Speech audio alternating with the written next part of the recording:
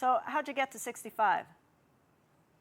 Oh, well, basically, I guess the view from 2022 with the Russia-Ukraine war focuses on on our vulnerability on eventually the five Fs that I'm talking about.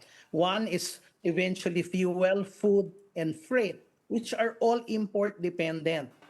We need to be able to fix these things. Otherwise, the vulnerability of the peso uh, was already seen when we saw the peso further weakening from 2022. And looking at the chart, that points to around 65 as a key target over the medium term. So unless we fix these issues of food, freight, and fuel, then definitely that could trigger further peso weakness, whether it's 63.50 or 65, Right. So you're depending on saying that how the we governor address. hasn't done its job to fix the very issues that you'd been just telling us?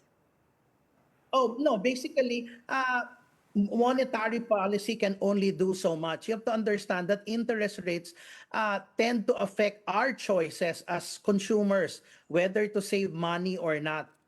That's why the governor in that snippet highlighted we want consumers to resume spending.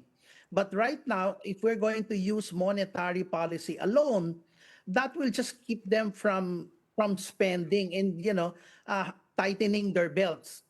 Exactly to your Household will not point. be So spending. you're mentioning here of a fiscal fix that you have yet to see.